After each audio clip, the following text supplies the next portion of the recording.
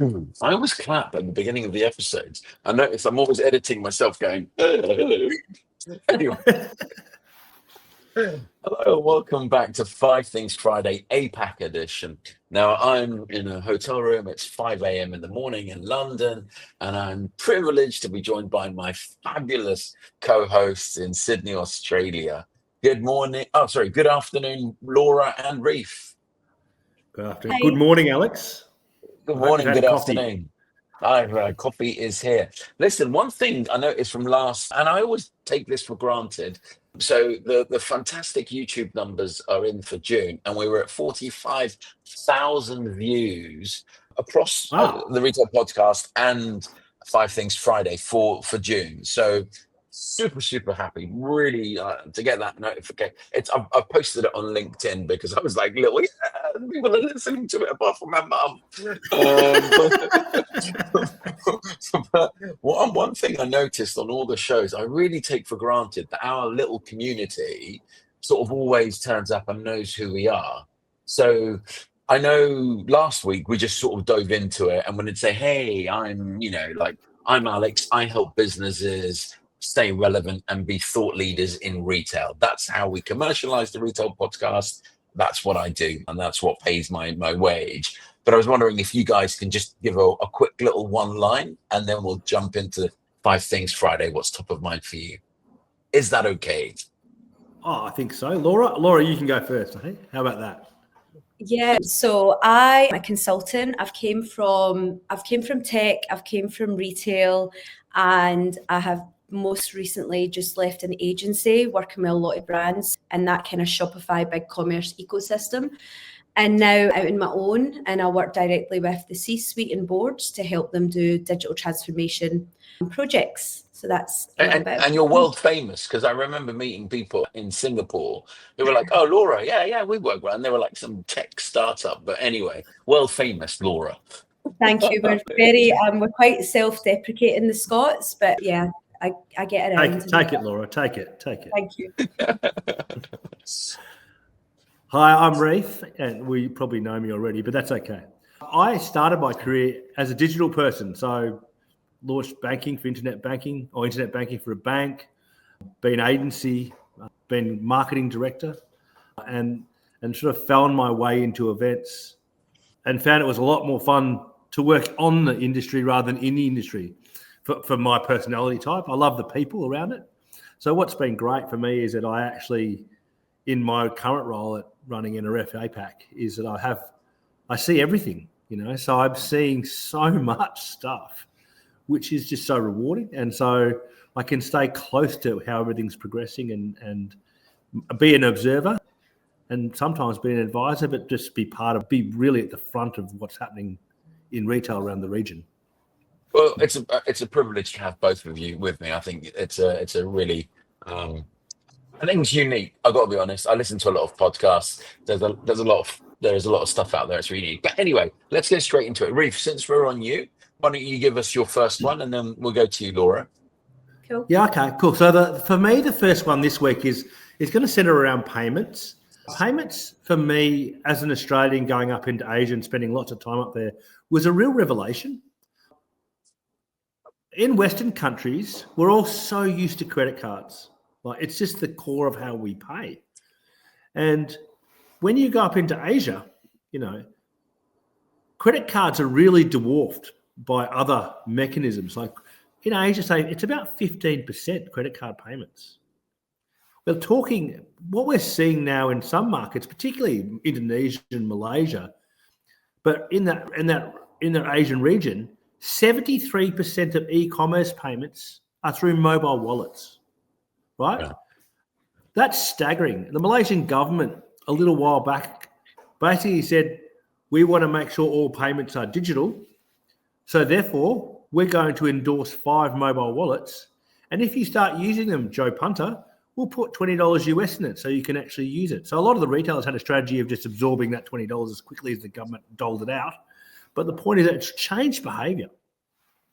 The other thing that's really happening in the region is, and every one of the Asian markets have QR code payments. So you go in, so you would have seen it in WeChat and Alipay, where you scan a QR code and it draws money out of the account associated with that application. But Singapore has its own application. India has UPI. Indonesia has its own network and QR system, which is QRIS. So there's so many of them in the region. So QR code as payment has become really, really prevalent. I mean, North Asia, particularly with China, with WeChat and Alipay, it's just core. You can't pay with a credit card in Beijing except at a Western hotel. Everything else you have to pay via either WeChat or Alipay, and you have to be loaded up before you even get in country. Yeah. Then the last thing that's really happening, it's really starting to explode in the region, is what we call A2A payment platform. And A2A is account to account. And looking at payments, referencing, I was just doing some research the other day, I reckon real-time payments by account-to-account networks, say particularly in India, China, Thailand, and the wider Southeast Asian region, will hit 563 billion by 2027. So what does that mean? It means that we're actually not seeing, we're seeing a situation where people are paying from bank to bank rather than through other intermediaries.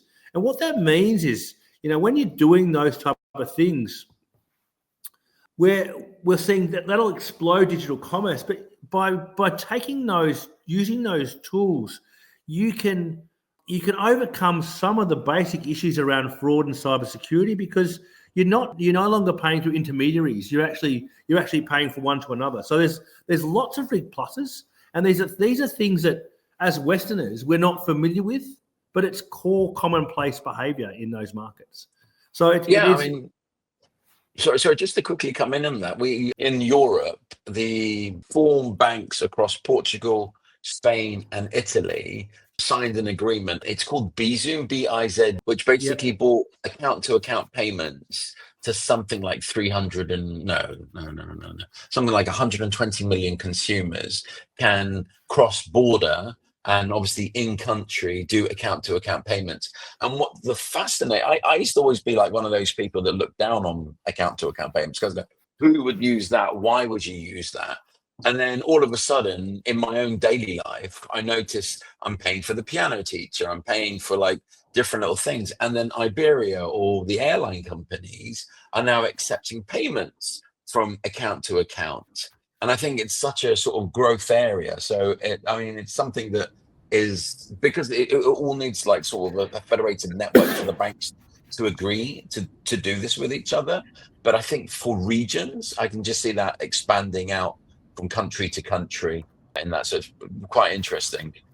And the reason this has sort of come to light for me, obviously I see it in all the retailers, but one of the things that really sort of came home to me was the fact that we'd be on site at our show and selling tickets on day one of the show, and credit cards are not important, Being able to pay account-to-account payments is how people are paying for tickets on site. Yeah. People don't have corporate credit cards.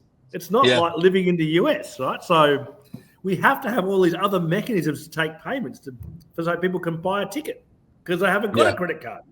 So, that sort of thing is really interesting. So, and so if you're thinking as a retailer coming up into the region, and I sort of talked about the other week with the marketplaces, the ability to present the payment option that the consumer wants for the market they're in is something that the marketplaces do very well, as an example. Yeah.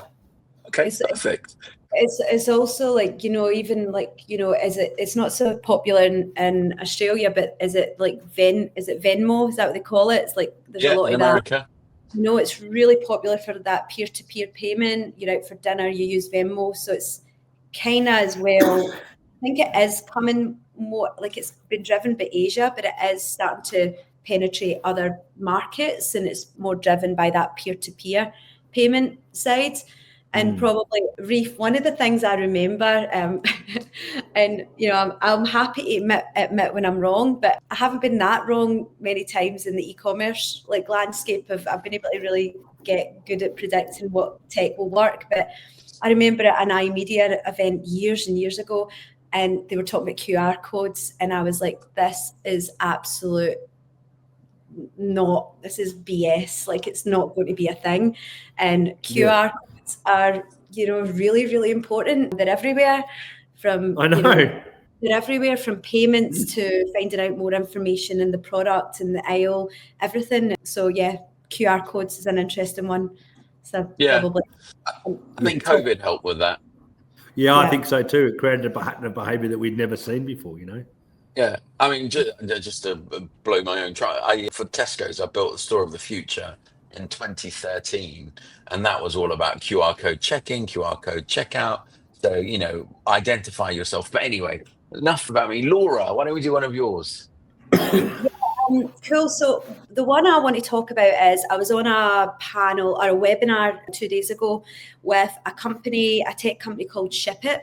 So I guess, Alex, for you to know what they do, because they're Australia, New Zealand. So they're a software platform.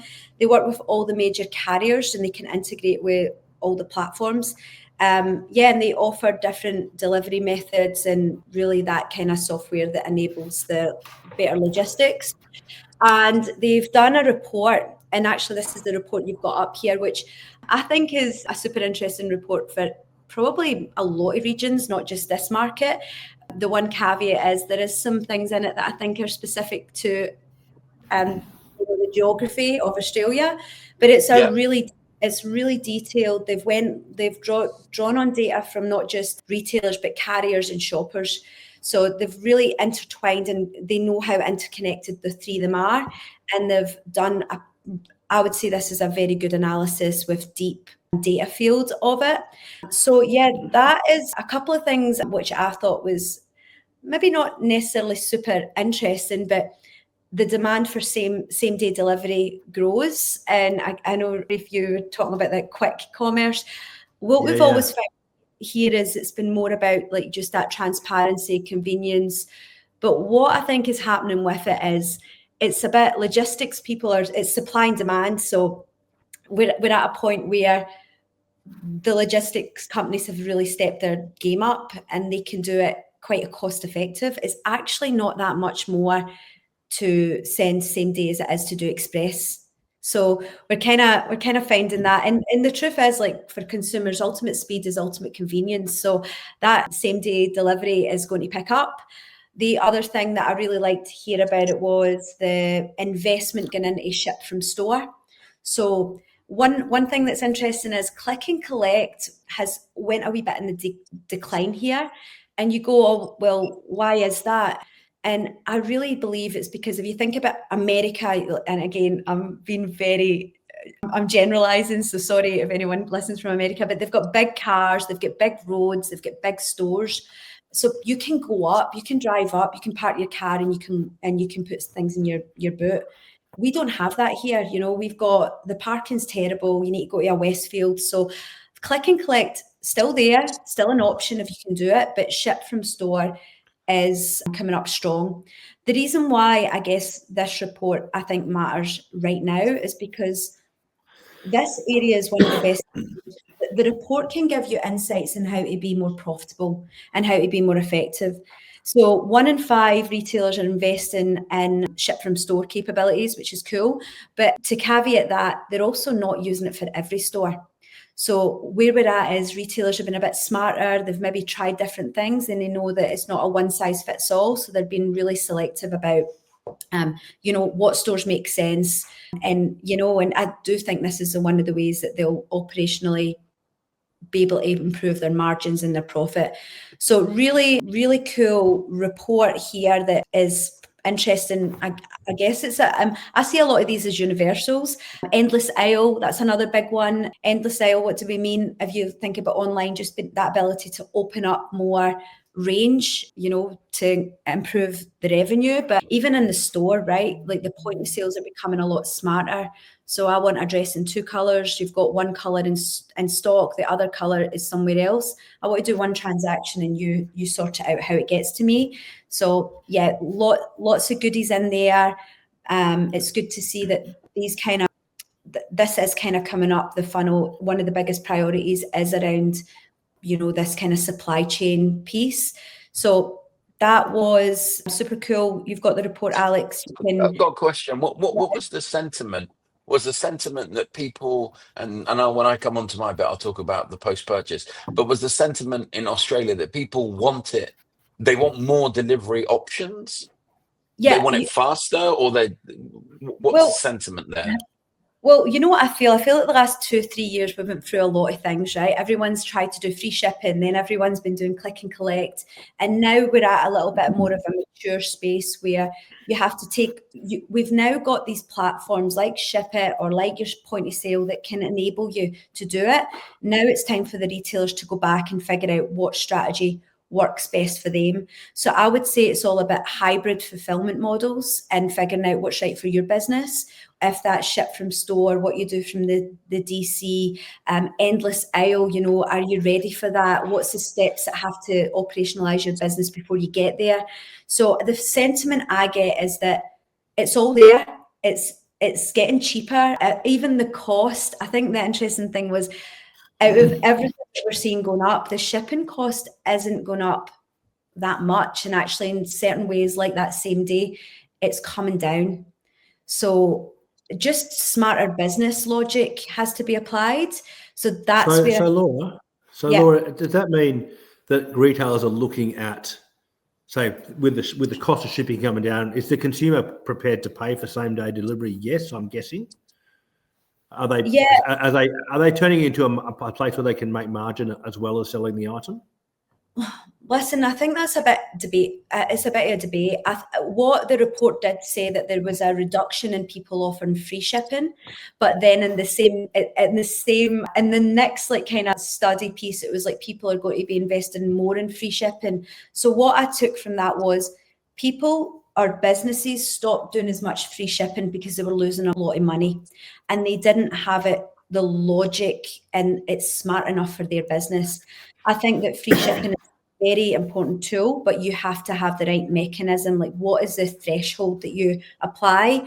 Are you doing that for certain products, or is it like the ones that are everywhere that are easy to get out?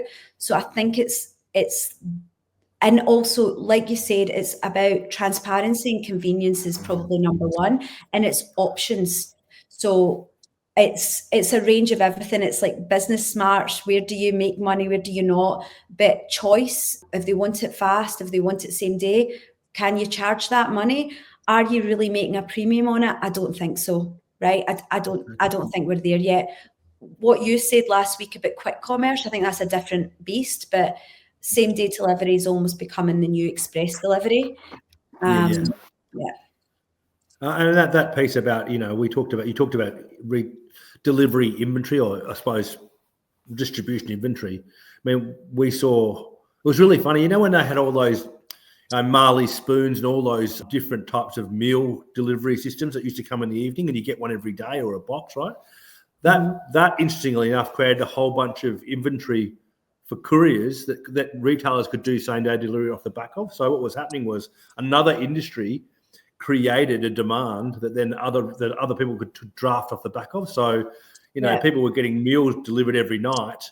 That created a whole bunch of courier inventory. Then all of a sudden people were doing same day delivery with fashion items, Well, it's funny, in the report they talk about the Amazon effect. I mean, we've been talking about the Amazon effect for 10 years, right? But really it's like what you've just said is a bit different, but it's the Uber Eats effect, right? Like, It really is. And it's so interesting. It's actually that grocery and the food category that's driven a lot of the innovation.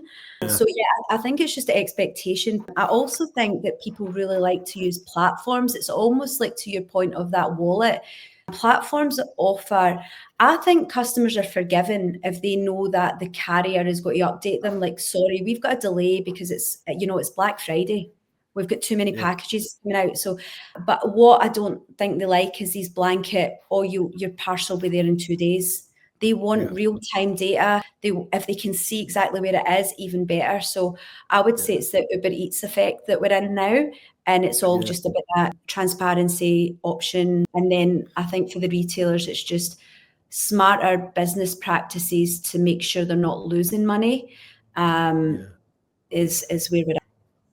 Yeah, I mean, the point about grocery too is really interesting, because when grocery becomes mainstream a digital purchase, it seems that tide lifts all boats in a market. So when you look at a market like, Australia, when we turned to click and collect, and grocery became a core behaviour we did on a routine basis to buy groceries, we actually saw all the other elements associated with grocery delivery and purchase. So fashion retail grew, hardware retail grew because grocery became routine.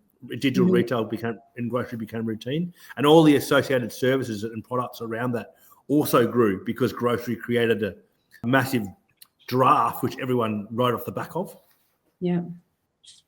Okay, well, thank you. I think that sort of lends itself to what I was doing. So I was moderating a panel at e-tail. Let me share with you that. There we go. And so what was interesting about this was I was with, there was only four turned up in the end, but they were very different categories. So we had female hygiene, which the founder there was talking about breaking down stigmas. The focus of the talk was about post-purchase. What are retailers doing post-purchase to build community, to build engagement, to keep their brand going? And so when you apply that, post-purchase lens on how can you do all of these things after you've pressed buy, obviously then it goes into delivery. For example, they were saying about writing handwritten notes. But if I just quickly finish on who else was on the panel on stage with me. So we had Female Hygiene, we had Need It for Tonight, who basically is a London-based young company that's all about getting Need It for Tonight, as it says. You've seen something, you need it for tonight, 90-minute delivery. But she was interestingly talking about how her customers have asked for different options, because it was sort of maybe need it for the day, maybe need it for tomorrow. And so therefore, although her business was all about democratizing delivery, which is, I don't know if that's the same as what you were talking about, Laura, in terms of having these delivery options, her community, her customers wanted those sorts of things. And I did push, is quick commerce a thing? Because I interviewed the guy from Deliveroo and I asked him about, do we want to get to 15 minutes delivery here? And the panel all said, well, it depends on what, right? Maybe there is a thing that you need in 15 minutes. Like you're building a house and you need a screw or something and you need it within 15 minutes or under 30 minutes. So that was Need It for Tonight. Then we had Cutter and Squidge, which was, their community was, I didn't know any of these brands, but huge community. They do baked goods and they're all upmarket. You find them in Harrods and Selfridges. And so it was this baked goods products. But I love that she was really one of the ladies on the panel that sort of knew her customer and was very how they're focused on. She was saying about putting handwritten notes into the delivery, doing these little micro things to build that relationship. And the biggest point that she made was that everyone chases the transaction, and it feels like a lot of these post-purchases, if there is no transaction, there is no relationship.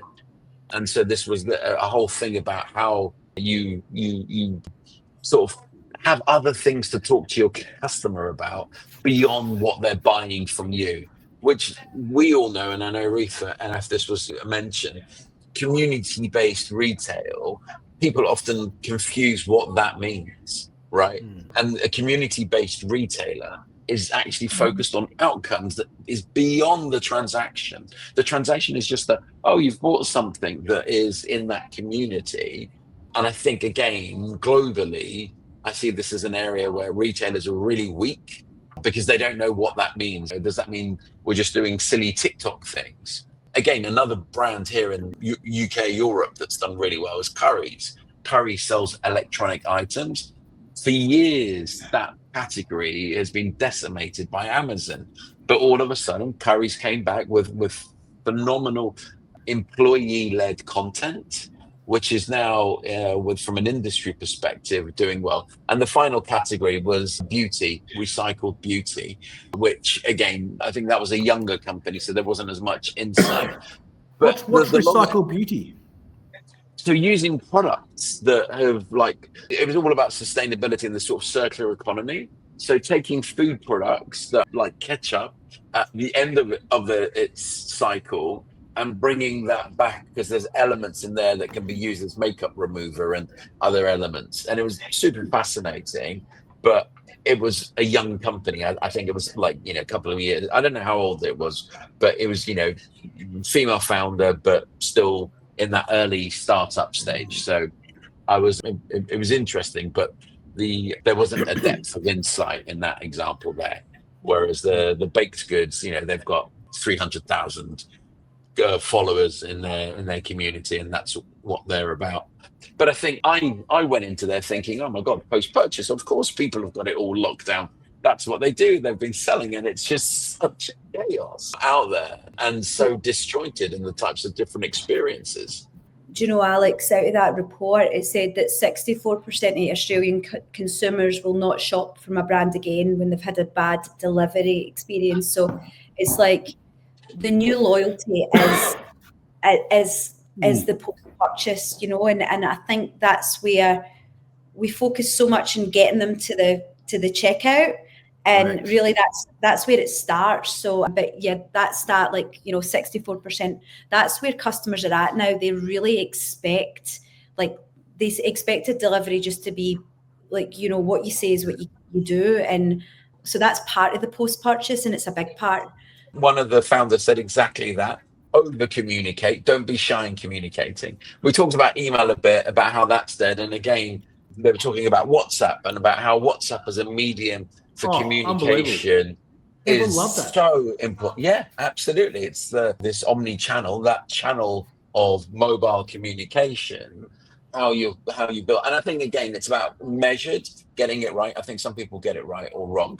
Laura, why don't you do your next one? Okay, I'll try and make this succinct. So I want to talk a wee bit about the Country Road Group. So Alex, if you don't know, the Country Road Group is, I want to say a heritage suite of brands, but maybe legacy is the right word. They're interchangeable and maybe one thing to another, but they've got the Country Road Group have Witchery, Trenery, Mimco, Politix, and Country Road. So that's five brands. They're over $1 billion revenue business, really, really big one. And they have just appointed a new CEO. So this CEO, we love to poach someone from the UK over here. He was one of the bosses of Debenhams, and I think he's literally just started this week. So now, I guess why do I want to bring that up? When I think about the Country Road Group, well, let's even talk stats, right? Their latest trades report, the store sales were down by 14%. The business is down. That's pretty massive if you think about 14% on $1 billion business. It's huge just across the group. But even more scary, it's the profit. The profit was down in the last year, or roughly the last year. I'm not 100% on the dates, but by 93%. Wow. So the executive team have kind of pointed a little bit. It's been heavily discounting, lots of discounting going on across the group, and the high costs. But really, I think there's a lot more to it. I feel like the brands have completely lost their way. If you look at Witchery, Country Road, and Trenery, they're kind of lost in the sea of sameness. And yeah, the new CEO, pulling it out of this kind of issue with the profit, but I really think that these brands have a massive opportunity where they can reinvent themselves. But so I'm kind of putting them on the watch list. That to me is going to be very sad. They're owned by the parent company is it Woolworths Holding from South Africa. So they're owned by a parent company. I got to say as well that they actually had really bad press last year. Lots of a toxic workplace. Lots of the CEO who was there, who's resigned, was investigated. I think they had to do one of the kind of, get someone to come in and look at it. Lots of reports about harassment of different natures from men and women. So I think, the one thing I see with these businesses, and again, this is a bit of observation, when they've got CEO, obviously there's lots of there's issues within the leadership and within the culture of the business. He's now gone, he resigned, and they've got someone new in. But I think it's ultimately, who's the customer, right? Your employees are number one customer. And, I think that's, customers are customers, but then customers are your team. So there's been quite a lot of issues in that business, and it must have had an impact on what we're seeing with the brands and where they're at. So on a positive, let's try and be positive. There's new blood coming in. His name's Stephen Cook from Debenhams. I'd love to see a woman at one of these bloody businesses at some point. But anyway, another man from the UK coming over. I'm really hopeful. I'm sorry, we'll get there when I'm dead. Yeah, that's my one. Perfect. Thank you. Ryf. All right, to finish off, I'm going to bring something back closer to home. We came out of COVID. I work in events, as you realise, and it's been a big part of my life for a long time. It's hard to let go. But the thing that happened after COVID, everyone was so keen to get back together that it wasn't really about going to a show to buy stuff. It was just about going back to a show to be back with your peers. And while that's really, really important, I think as we start to emerge from that darkness and we've got over the novelty of in real person events again, I think retailers really need to think about the way they approach events from a professional point of view. And what I mean by that is they need to come with some intent. I think they need a framework by which they come to an event, to the way they enter the fray, so to speak. What are the problems they're trying to solve today, tomorrow, next year? What are the horizons? What are the mechanisms they have in place when they make a new discovery that solves problems in their business that they haven't thought of?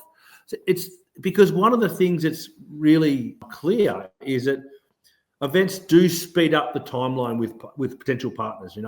You think about how long it takes you to meet 10 different vendors in your day job, and then you go off to an event and go, oh shit, I met 10 people in an afternoon, right?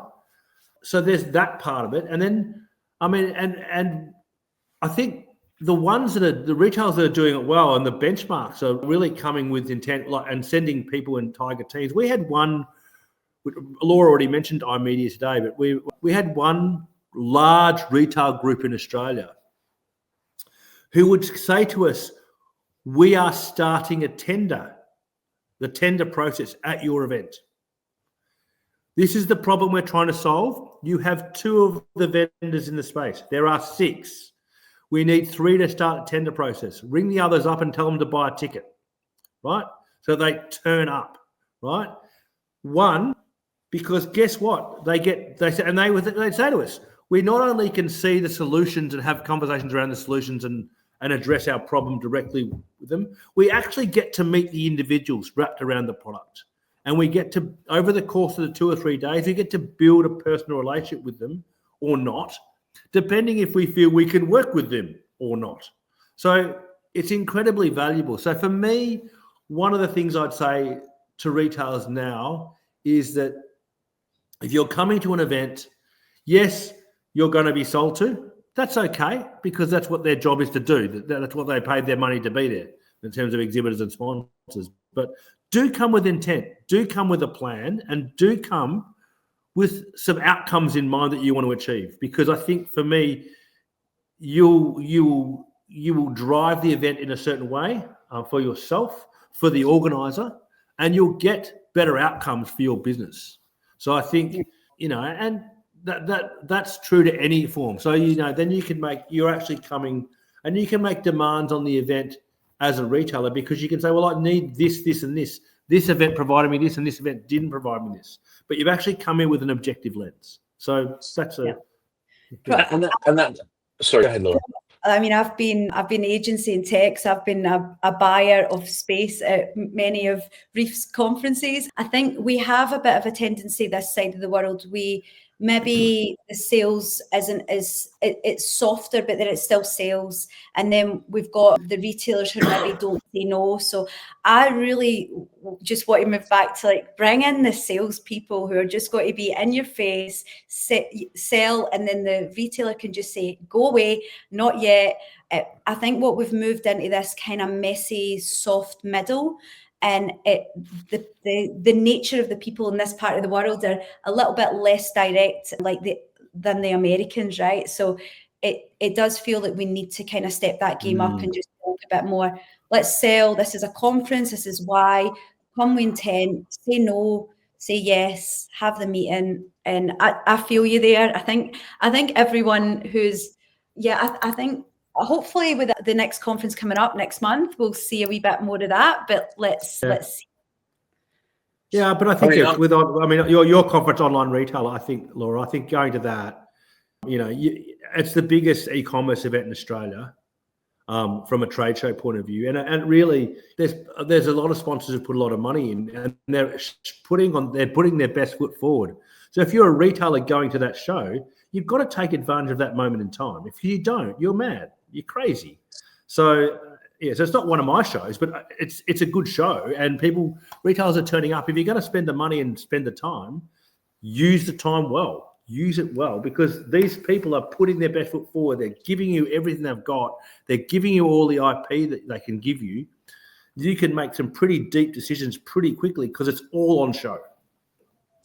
Yeah, I mean, so this isn't a shameless plug, but one of my largest customers, they probably will stand 1 or 2 in size at Euroshop next year, which only happens every 3 years. It's Europe's obviously anyway, factually, it's Europe's largest show. It's massive. And the reason it's massive, it's because it's everything from fridges to lighting to fixtures to fittings to technology. It's like you go there and fit out your whole retail operations, and hence it only happens every 3 years. It's in Germany. But a lot of the work that I'm doing in terms of creating, in retail, we're so used to talking about the path to purchase. But as I say, what's your path to conference? What's your, as someone who's expoing, how are you building content to the event, through the event, and then post the event? And so not only do retailers not think of it in that, I mean, one of the beautiful things about NRF US, which I've, 13 years as someone on the stand, as a visitor, and now as a commentator, I used to work with, the innovation team of Target, where the scouts would come to the Microsoft booth. We would talk about what innovations that we have. Then the second day, the Target, leadership will turn up, and then you go through them and talk about that. And I think, people miss, Laura, going back to your point about selling, but for me, it's about inspiring. And, a lot of people turn up to sell, absolutely. But how are you going to inspire apart from the gimmick? Right. So, we all love, and Shop Talk, we were all at Shop Talk Spring. We saw the lines of people around booths that were giving away Stanley Cups or UGG boots, or, so yes, that is important for brand recognition. But what's the point of having brand recognition if you're not giving any flavor of what the hell you do, That's and right. So I find there are so many missed opportunities from retail side and from expo side. And obviously, if you want to fix any of that, feel free to reach out now. I'm joking. So anyway,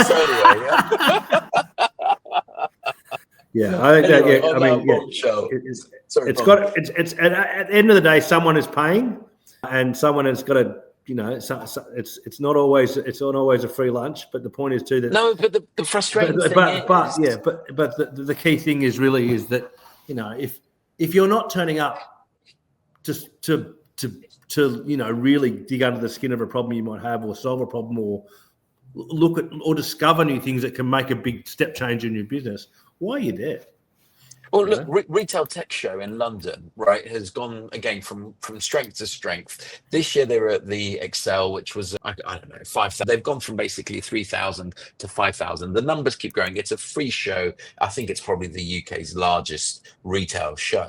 And I was talking to one of the exhibitors, and, they were complaining, oh, this is so expensive. We're not getting a return on our investment. And I said, well, what's the path to conference, and what's the path through conference? But we're here, and it was a really big stand, and I was like, well, just being here is not enough.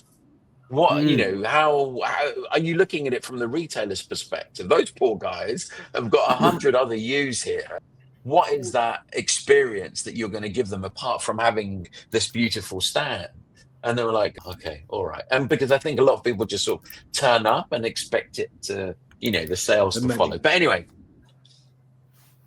any closing comments? Sorry, this is episode 101. So happy birthday, or whatever they do. It's not episode 101 of Five Things Friday. This is episode 7. But Happy birthday, Alex. yeah, I Happy did a birthday, birthday. It's anyway, episode 101. So really happy with that. Congratulations. Thank you. Any closing thoughts before we close? Not from me. I'm looking forward to next week. I already know what I'm going to talk about, so that's going to be good. I think we just need to get better at not talking so much. No, it's good. Okay, well, sorry, go on. We've set a record for time today. It's been good. I know. But it's gone. I just find it's gone. We're getting better. We're getting into our. If we were gritty, I felt this was probably one of our best shows yet. Yes. Oh, good. Lads. And on that bombshell, thank you so much for listening. Thank Bye, you, everyone. guys. Thank you, Alex. Thank you, Laura. Okay, bye.